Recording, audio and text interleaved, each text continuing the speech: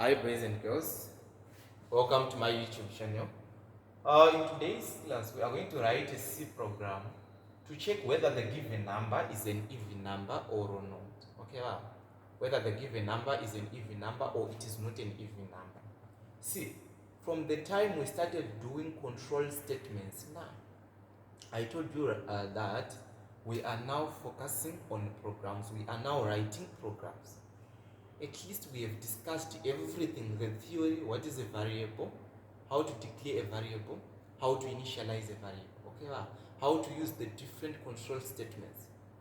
Okay, we have what we call branching statements, and we also have what we call looping statements. These are important things when it comes to C programming. At least you should be clear with these branching statements and what? And the looping statements. Don't forget, the branching statements are further divided into two.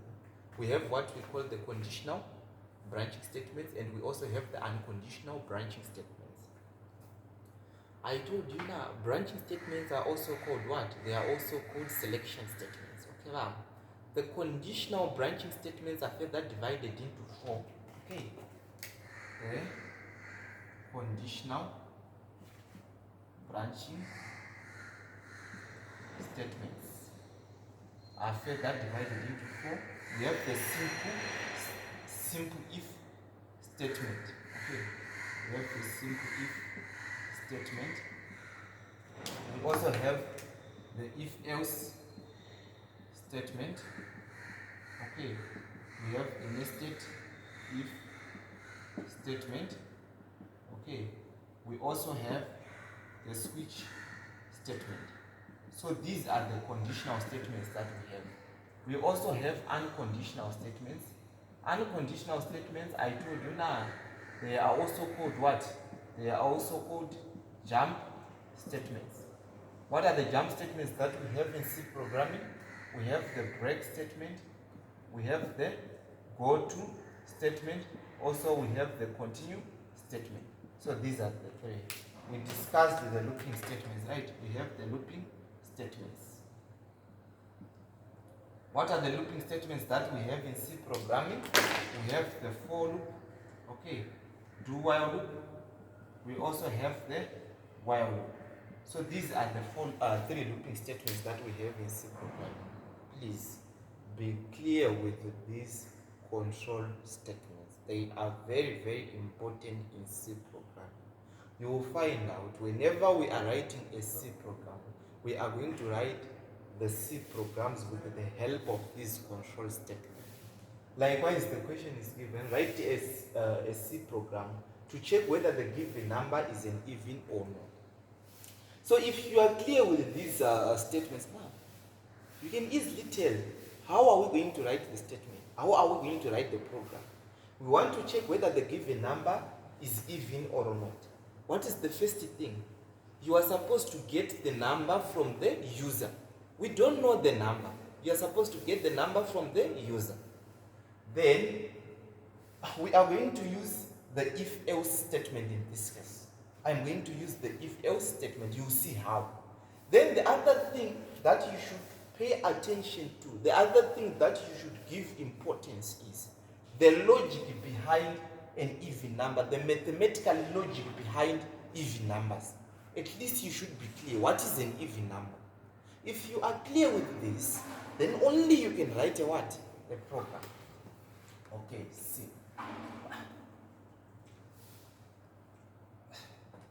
I want a number from the user. If you want a number from the user, you need to store this number. Where are we going to store this number? We are going to store this number in a variable. I'm going to call this variable num. I'm going to say num is equal to 2. Suppose the number in this variable is 2. So this variable is storing 2. What is this 2? Is this a decimal number or it is an integer? This is an integer. Okay, well, so which means the data type of this num should be what? Should be int. Okay, well, so the data type of the number that I want from the user should be int. Where am I going to store this number? I'm going to store this number in the variable num. It's okay. Now, how do I check if this number is an even or it is not an even number? I think in the previous classes I explained. See, if you say num modulo 2, if you say the number divided by 2, then if the remainder is 0, it means what? It means num is an even number. Okay, in this case, I have stored what? 2 in num. The data, the value that is in num is 2. So let's check now. 2 modulo 2, what is the answer? The answer is 0. If you say 2 divided by 2, the remainder is 0. Remember, the modulo sign is going to give you the remainder. So what is the meaning of this? It means 2 is an even number. Okay, so now I'm writing the program. At least you are now clear with the mathematical logic, the logic behind this. So hash include stdio dot h int main. Before you say printf, okay, let me write int num. Okay, printf enter the number to be checked. Okay, scanf percentage d ampersand num. Okay, now I'm going to write if num modulo 2 is equal to 0. Printf percentage d is an even number. Okay, what is this percentage d? This is nothing but num. Else printf percentage d is an odd number.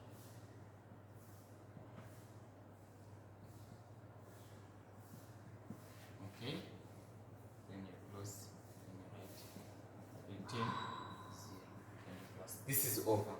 So this is the program. This is a simple program. Okay, let's trace the program. So hash include stdio.h. This is the preprocessor directive. It is going to be checked.